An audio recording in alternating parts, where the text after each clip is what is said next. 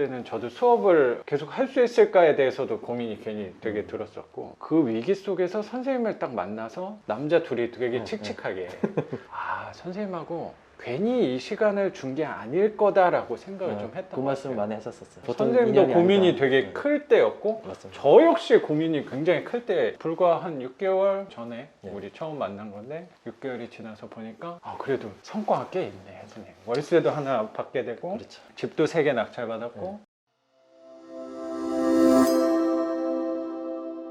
집을 3채나 갑자기 늘렸어요. 네. 지금 월세를 이렇게 투자하시는 이유가 뭐예요, 선생님? 경제적 자유를 얻고 싶은 게 가장 큰 이유이고요. 네. 많은 분들이 얘기하시다시피 근로소득만으로는 우리나라에서 노년이라든지 자녀 키우면서 근로소득만으로는 살기가 어려운 시대인 건 확실한 것 같습니다. 확실한 것 같은 게 아니라 확실합니다. 확실하고, 그렇기 때문에 뭔가 계속 근로소득 외에 들어올 수 있는 기획에서 파이프라인을 계속 심어놓지 않은 이상 노년이 절대로 편할 수가 없는 세상이 된 것 같습니다. 그래서 요즘 뭐 증시가 뭐 엄청나게 폭발하고 하기도 하는데, 저는 그렇게까지 막 그래프가 왔다 갔다 하는 그런 것까지 볼 자신은 없고요. 저도 그래요. 예, 너무 복잡하고 어렵고 몇십억 수십억이 왔다 갔다 하는데 저는 뭐 그럴 자신은 없고요. 그러니까 선생님도 그런 시세 차익 쪽에 하는 거는 뭐 요새 증시가 화랑이어서 예, 화랑이어서 거기에 관심도 되게 생기기는 하지만, 예, 저도 좀 그렇거든요. 네. 시세 차익을 노리는 게 나쁘고 잘못됐고 별로다라고 생각하는 게 아니고, 저는 좀 맞지 않다고 생각을 좀 한 것 네. 같아요. 왔다 갔다 하는 그래프 안에서 사로잡혀 있을 것 같다는 네. 생각이 저는 좀 들어서. 네. 근데 현금흐름 쪽 투자는 그런 시세랑 별로 상관없이 네. 마음의 평화를 취하기가 상대적으로 수월하다는 생각을 그렇죠. 했던 맞습니다. 것 같아요. 그래서 방향은 이 현금흐름 쪽으로. 이게 훨씬 마음이 편합니다. 음. 이렇게 시세가 왔다 갔다 하는 그런 증시보다는 편하고요. 그러니까. 빨리 규제나 좀 많이 빨리 풀렸으면 좋겠다라는 생각 많이 합니다. 최근에 비규제 광주 쪽을 좀 주로 하시니까 또 이번에는 다른 지역 쪽으로 예, 예. 또 생각을 하시는 네. 느낌이 좀 드네요. 예, 예. 규제가 풀리면 다른 지역 쪽으로 예. 좀, 규제가 풀리지 않더라도 다른 비규제 쪽으로 예, 지금 계속 방향은 진행을 할 예정. 좀 생각을 하시는 거고, 선생님이 삶에서 네. 약간의 위기를 저는 좀 느끼셨다고 생각이 들어서 네. 현금흐름 쪽으로 더 해야겠다고 생각을 하신 것 같아서. 네, 맞습니다. 원래는 이제 직장을 다니다가 직장 잘 다니고 있다가 이게 거기 한 몇 년을 근무하셨던 거죠? 7, 8년을 근무를 했는데 네네. 코로나 작년 초부터 생기면서 음. 정리가 되는 그런 상황이 됐습니다. 네. 선생님이 계셨던 회사가 상황이 안 좋아지면서 제가 이제 구호 보니까 나이가 많은 쪽에 속하는 것 같더라고요. 그래서 사실 선생님이 40대 한 초중반 되시는데, 근데 직원분들 중에서는 또 나이가 많은 측에 또 많은 쪽에 드는 들어가더라고요. 불편함이 또 생기는 거죠. 네. 그 전부터 경매에 관심이 있었는데 네. 더 확실하게 이제 네. 피부에 와닿은 거죠. 아, 이래갖고는 길거리에 나 앉는다는 느낌을 점점 실감하게 되더라고요.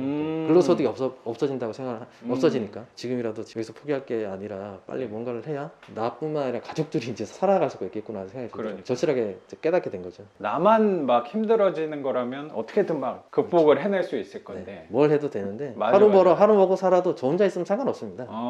텐트 치고 살아도 상관없는데 처자식이 네. 이제 딸리다 보니까 고민을 불가능하더라고요. 많이 하신 거네. 네. 그래서 그때 여름에 선생님 만났을 때가 그 고민의, 제 생각에는 네. 고민의 약간 정점이었다는 느낌이 들어요. 네. 그래서 또 그때 더 기억이 왜 나냐면, 규제가 터지고 나서 시작한 수업에서 선생님을 만난 거예요. 네. 근데 저도 사실 그때 되게 고민했거든요.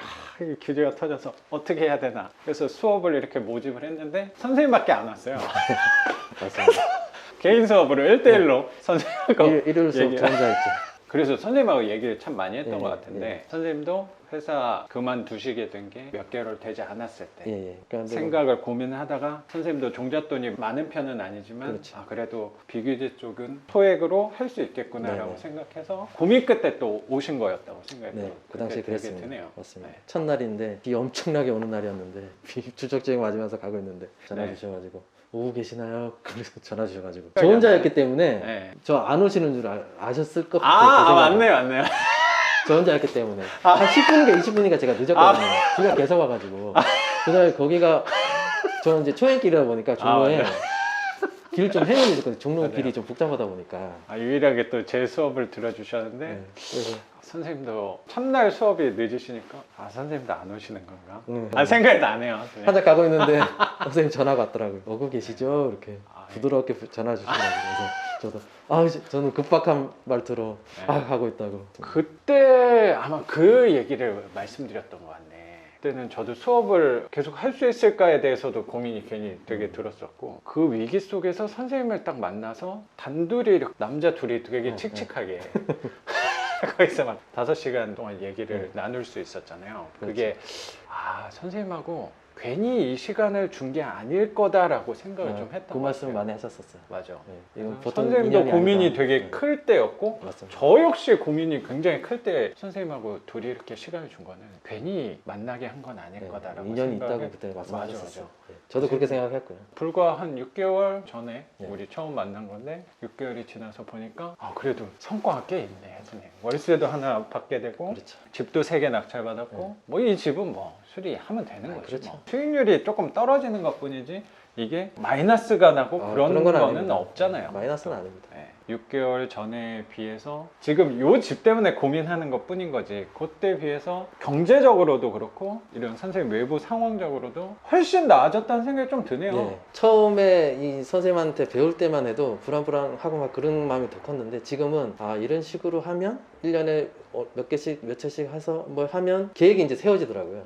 그렇죠. 네, 계획이 잡히더라고요. 맞아. 왜냐면 이거 몇 개를 해보니까 이런 식으로 늘려나가서 얼마나 걸리고 어떻게 또 세를 내고 이렇게 이제 해보니까 이게 바로 경험 안 해본 맞아, 사람은 맞아, 모릅니다. 첫 집 낙찰 받을 때랑 지금은 또 생각이 다르더라고요. 첫 번째 거는 이거 받았는데 뭐 그것도 한 석 달 정도 걸렸다가 이제 세가 나갔는데, 계속 이제 세 안 나가면 어떡하지 뭐 그런 생각을 했는데, 세가 나가니까 이런 식으로 시간의 싸움인 거지. 그때 제가 그래도 선생님한테 아마 결정적인 그래도 한마디를 좀 드린 것 같아요. 선생님이 첫 번째 집에서 내놨는데 계속 안 나가니까 예.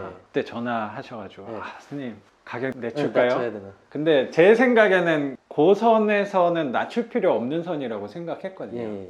그래서 제가 아마 선생님 한 더 일주일만 더 기다려 네. 보자 선생님 네. 했는데 다음 날인가 왜? 계약됐잖아요. 통화하고 다음 달인가 그랬습니다. 그러니까 아저씨가 연락이 왔어요. 그러니까요. 괜히 섣부르게 5만 원 낮췄다가 낮은 가격으로 또 계약을 할 뻔했으니까 그래도 제가 선생님한테 한 건 한 것 같습니다. 네. 너무 감사했습니다. 이 집도 분명히 저는 잘 해결될 수 있을 거라고 생각해요. 그것도 우리 같이 고민하면 되는 거니까. 네. 그리고 선생님이 아까 말씀하신 대로 그 계획이 선다는 거에서도 저도 되게 공감이 되는 게, 얘 같은 경우는 한 채를 낙찰받아서 시간이 얼마나 걸리고 돈이 내가 얼마가 들고 이게 임대가 나가면 얼마가 들어오는지가 계획이 되게 잡히더라고요. 네, 맞습니다. 갖고 있는 돈이랑 지금 이 경제활동을 하면서 회사에서 버는 돈이랑 해서 또 얼마 정도 시간이 모이면 언제쯤이면 또 낙찰을 받아서 월세가 얼마가 되고 하는 계획이 설 수 있다는 게 저는 이 현금흐름 투자, 월세 투자의 가장 큰 장점이 아닌가 맞습니다. 또 생각이 되게 드는 것 같아요. 그리고 너무나도 기쁜 소식이라고 생각한 게,